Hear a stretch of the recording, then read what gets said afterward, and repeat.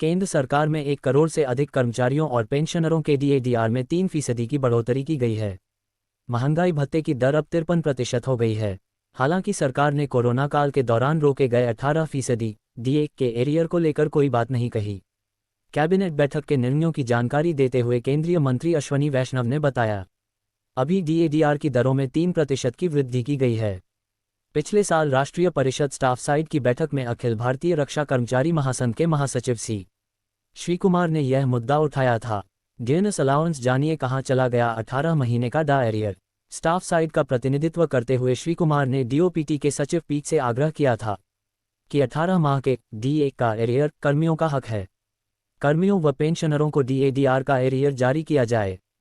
Corona काल में केंद्र सरकार ने कर्मचारियों का उपभुगतान रोककर 34,402.32 करोड़ रुपये बचा लिए थे। भारत पेंशनर समाज के महासचिव एस.सी. महेश्वरी और confederation of central government employees and workers के महासचिव एस.बी. यादव ने भी सरकार से कोरोना काल के दौरान रोके गए 18 माह के डीए का एरियर जारी करने की मांग की थी। पेंशनर्स एरियर्स वित्त मंत्रालय को दिया गया था प्रतिवेदन। डीए के एरियर का मुद्दा पहले भी कई बार उठाया जा चुका है। National joint council of action (NJCA) के वरिष्ठ सदस्य एवं अखिल भारतीय रक्षा कर्मचारी महासंघ (AIDF) के महासचिव सी श्री कुमार ने बताया, कर्मियों के हितों से जुड़े मुद्दे, जिसमें पुरानी पेंशन बहाली सहित कई दूसरी मांगें शामिल हैं, लगातार उठाए जा रहे हैं। इन सब के साथ ही कोरोना काल में रोके गए 18 महीने के डीएडीआर के भुगतान की लड़ाई भी जारी है।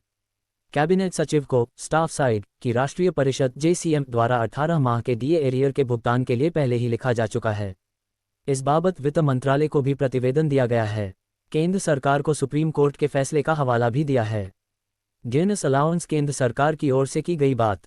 केंद्र सरकार के कर्मचारी और पेंशनर्स कोरोना काल में रोके गए 18 महीने के डीए एरियर के भुगतान को लेकर लंबे समय से मांग कर रहे हैं। केंद्र सरकार ने बजट सत्र में यह बात मानी थी कि डीए की बकाया राशि जारी करने के लिए कई कर्मचारी संगठनों की ओर से आवेदन मिले हैं, लेकिन सरकार ने इस संबंध में कोई ठोस भरोसा देने की बजाय साफ तौर से कह दिया कि मौजूदा परिस्थितियों में डीए के एरियर को जारी करना व्यावहारिक नहीं है।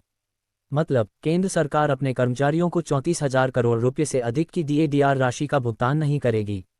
बजट सत्र के दौरान वित्त राज्य मंत्री पंकज चौधरी ने कहा था, अभी भी केंद्र सरकार का राजकोषीय घाटा FRBM अधिनियम में दर्शाए स्तर से 2 गुने से अधिक चल रहा है।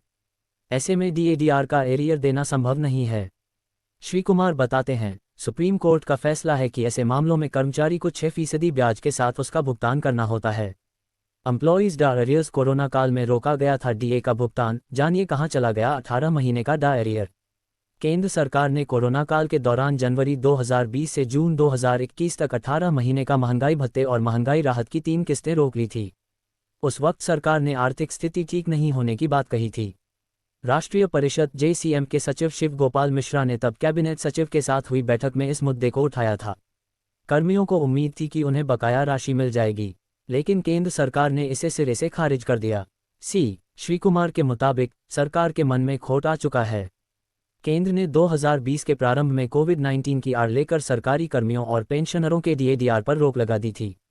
उस वक्त कर्मियों के 11% डीए का भुगतान रोककर केंद्र सरकार ने करोड़ों रुपये बचा लिए थे।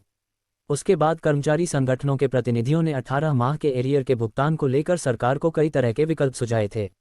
इनमें एरियर का एकमुश्त भुगतान करना भी शामिल था।